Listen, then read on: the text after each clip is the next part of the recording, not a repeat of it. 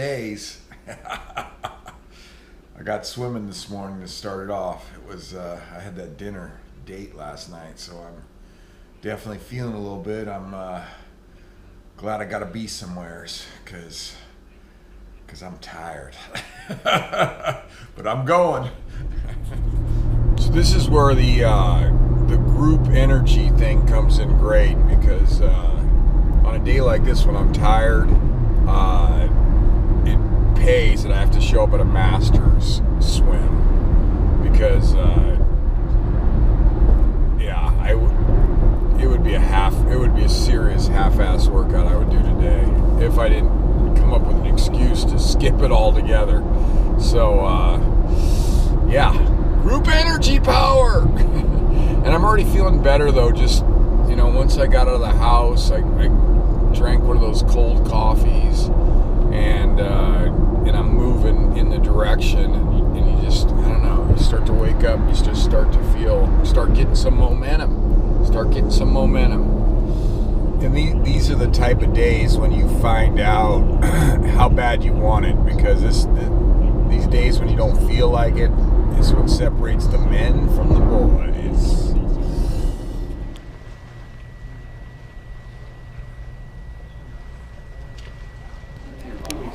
Well, I have one kid or whatever. Mine's a first generation. So Anyway, about was this kicking? Okay, so like usually I would have, as soon as we went on that back, I'm like, oh, I'm going to be talking negative talk.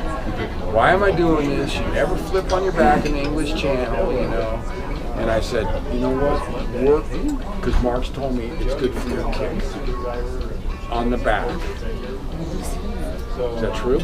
Well, no, true. Yeah, because you've got a whole body system that needs to be trained. It's not just those 2 or 3 muscle sets, or however many there might be.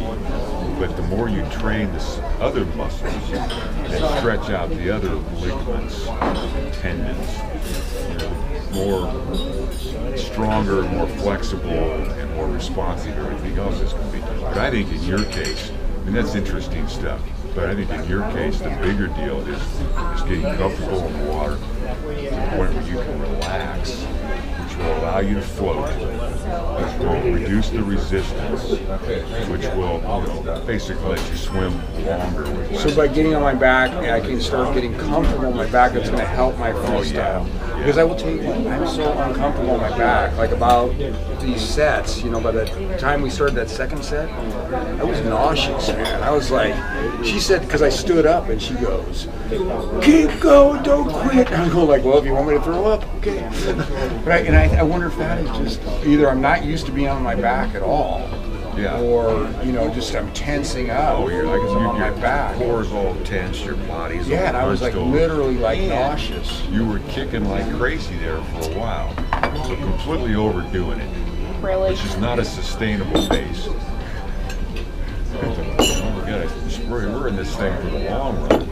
Oh, goodness. Oh, is that I was kicking too hard? Huge. I was just trying to keep I was trying not to sink. How do you do it? I don't even know how to keep my feet up in that if I don't kick really, really hard. It's your back. Check it out, Bill. Your feet are connected to your knees, connected to your hips and your trunk. So you got that's the pivot point. You got to have that relaxed in order to keep your legs straight and walk. It's the same deal on your front. Your feet sink when you're swimming freestyle. Why is that? It's because you're tense and you're concentrating on just your upper body stroke. You're ignoring that part of that back part of your body. Now, you can start to understand this a little better on the back, because now you have to be relaxed. You're going to basically go nowhere. Your hamstrings will cramp, and you'll start sucking water up your nose. Oh, I hate that. I really hate that. That's what I really go. I hate this backstroke stuff. When I get that water going over the top, But if you just, when you, this is something you've got to It makes sense that it's like, so it just helps me get more comfortable in the water. If I'm comfortable on the back, it'll make me more comfortable in the front. Well, and the kick. The same principles are there, yeah. And they're just exaggerated on your back because you don't have experience there. You have experience of compensating for your tension on your front. You don't have experience compensating for your tension on your back. I think I have a lot of tension when I'm on my back because it really makes me nervous because I don't do it. Right. Yeah. When I'm like, it's like, you know, and the idea here is to get to that point where you are comfortable on your back and think about it, you can breathe on it. It's wonderful. Finally get some air.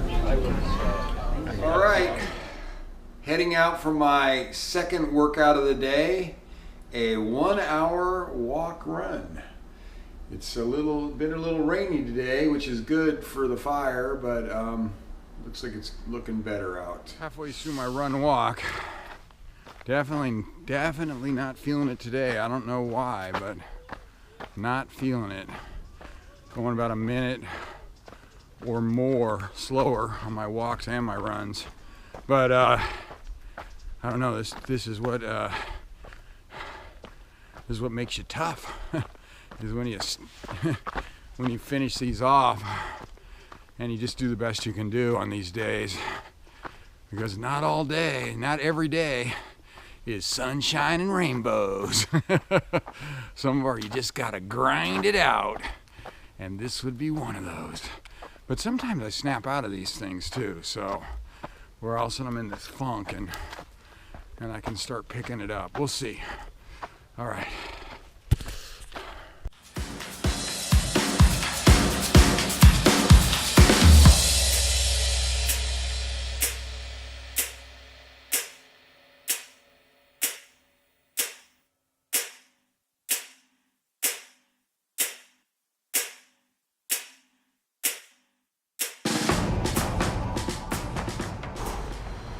All right, I made something out of that workout, that hour walk run that wasn't feeling that good the whole time. I think it was all that, I was thinking about it, why do I feel so sluggish? It was all that kicking I did today in the pool. For me, I kicked a lot on my back, and I'm not even good on my back at all, like not good at all. It's like all that's above the water is my head. And I'm kicking it like a 45, trying to make it across the pool. And we did a couple sets of just back on your back kicking. I think it took something out of me, but didn't take everything out of me. That last mile, I dropped under 9 minutes for the first time, I think, in this comeback. Under a 9-minute mile, last mile, I kind of screwed this thing up, but it was, I think it was like a 8:56 or something like that. I'm in the eights, and I still got a little more chub to lose. I still got like another 12 pounds gonna come off. Look out, Kenya! I'm coming for you. Guess whose turn it is? So I got enough time to give Furley a quick walk, and then I'm heading for yoga. Furley loves when it's his turn. He's the slowest walker on earth. He smells everything. Pees on half of what he smells. It's a long walk, that's all I know. We don't go very far. Right, Fur? So right before that last mile, I was listening to a video on Michael Jordan's mindset and how intense he was, and how he would really, you know, like push his own players almost till they wanted to fight him. And it was like getting me all fired up. I think that's part of why I broke 9 minutes on that last mile. And you know what? I'm mostly excited for that 8:56 mile on that last mile, because when I talk to somebody who knows anything about running, oh, my last mile, my workout, 8 and change. So you could run 8:59 and you're 8 and change. Yeah, 8 and change. So I was talking to Mark, my swim coach today, and I don't know how we got into surfing. We were talking about surfing a little bit, and we started talking about Laird Hamilton. He's the big wave surfer. Surfs like, I think 100-foot waves. I mean, like insane waves. And I was asking Mark, I go, isn't that like those waves? Like if you fall, you die? He goes, yeah. He goes, that guy is like the most and my coach, Mark, is super meticulous. And for him to say that he is so meticulous, it's unbelievable how meticulous he is. He got me all fired up. I go, I need to study Laird Hamilton, because that's my biggest weakness is the details. It's the details. And if you can ride a wave, and if you fall, if you die. I remember I was talking to a guy around here he goes around the world and surfs, right? And we got Mavericks is right down the road here, and those are like, I think 50-foot waves or something. I mean, I've never seen these waves. They must be insane. I've swam at Ocean Beach in about 8-foot waves, and those looked insane to me. Anyway, so they're like 50 foot. When Mavericks goes, they call these top big wave surfers, and they all run over there and surf it. And so I just asked this guy, because he surfs all the time. He's like obsessed with it. And I said, hey, do you have Mavericks on your bucket list? He said, no, we're not all like you. I go, really? Oh, I can't surf. I'd want to do the big one. Maybe not. I also learned some interesting stuff about the mind today, about how, like the saying, like you got to get, when something happens that, you get bucked off the horse, as the saying goes, if you have some big, huge event happen to you that just like shocks the crap out of you, and the saying is, you got to get back on the horse. You got to get back on the horse. And my friend was telling me, if it starts out in like your lizard mind or something like that, and you get this fear of what just happened to you. You have this fear of it, and then the longer that fear sits in there in your subconscious mind, it starts going into your conscious mind. And you can actually you actually make it seem logical, this fear that you have now. And he made me think about that, the times that I've had these things that scared the crap out of me. Like the first time I tried to swim the English Channel, I'd never even done, I swam a lot in San Francisco Bay, but not in the ocean. And we got really, the guy goes, oh, Bill, you're in for a treat. It's going to be really rough today. And it freaked me out. It was so rough. The boat was pitching, and I only lasted like 4 hours and threw up. But I went right back on land after that. I was so freaked out. I went back on land. I think I went back on land for like a year or more. And then every time I go, my daughter lives down in Ocean Beach in the city, and I'd go out and look at the waves out there, and it would just freak me out, thinking that I had to go back and do the channel. And because I think I got into that front part, like I was convinced if I get into that stuff, I'm gonna drown. And I, since then I have swam out at Ocean Beach, through those crazy waves. It wasn't a real bad day though, but it's still, I was facing my fear. But it was like I had to get out there a lot in that water to get over that fear of that rough water after that first English Channel attempt. That was crazy. But and then the mountain climb, right? So the time I climbed up the mountain and I got sick up there, my first attempt at Denali, I got sick, like really bad bronchitis. I ended up in the hospital, and I was so weak that I pretty much fell all the way down, and I fell on this really steep section and had to dig my ice axe in because I was just so weak, and they were pulling me, yanking me. And what's human nature? Oh yeah, let's go find a mountain, go right up something big and steep and go down it. No, of course I took another year and a half off from mountain climbing. And so when I finally went up and started mountain climbing again, it's like, it freaks you out at first. I got to work. I still am like really nervous on those steep climbs.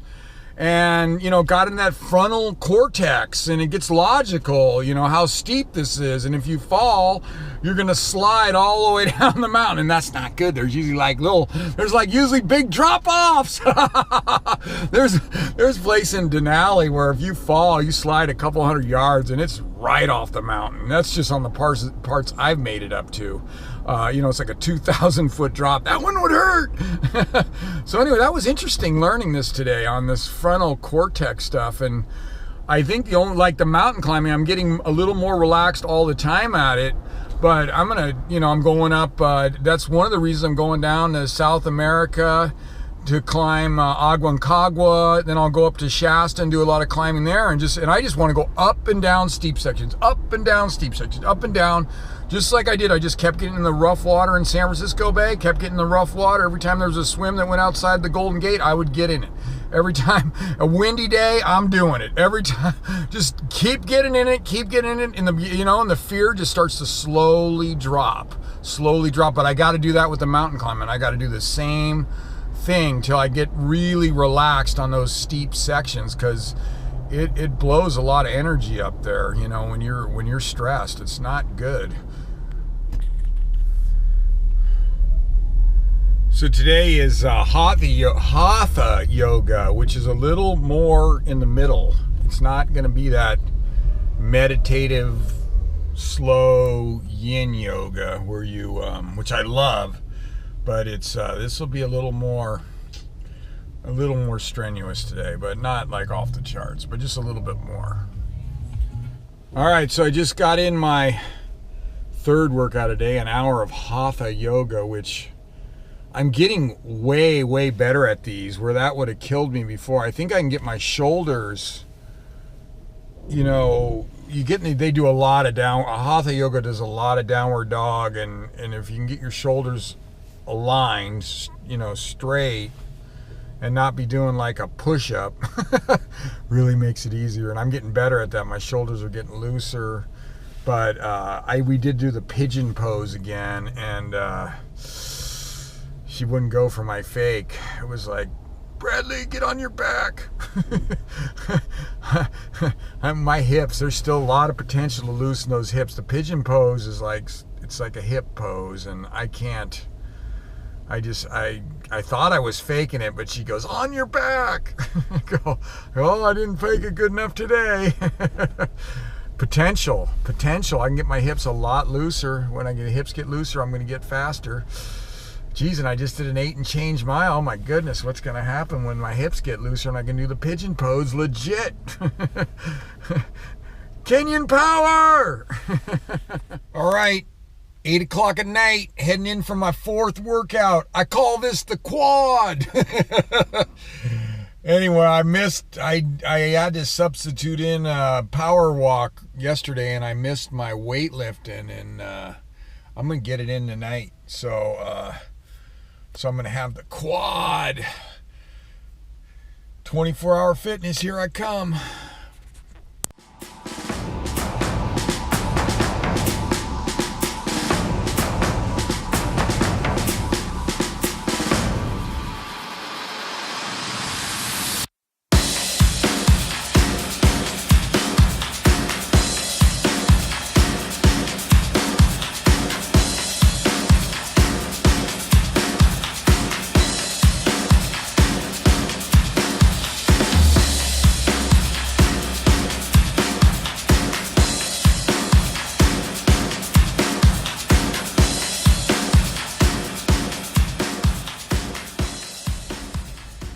All right, that was a solid workout. 9 o'clock at night, getting out of there, 9:10, and solid workout though. I was felt good. My energy was strong. I love that gym. There was still like 20 people probably in there at 9 o'clock at night on a Friday night. You know, I guess 20 people couldn't get dates. I don't know.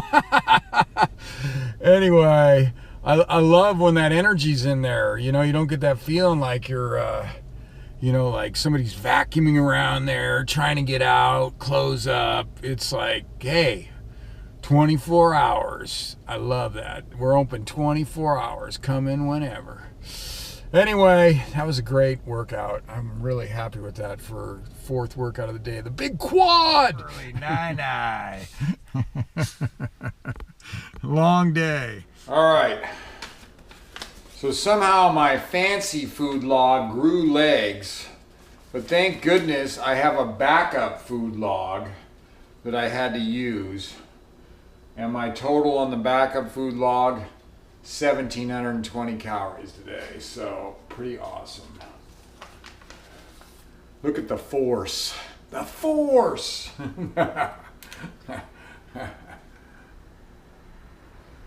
Just keeps moving. Moving towards Tuscobia. The force is moving towards Tuscobia. 194. Look at that. Broke right through 194. Remember, anything under 199. Skinny! Skinny or sinewy. Sinewy. Sinewy. Male ballet dancer. Right here. Male ballet dancer. Sinewy! Have a good night, everyone.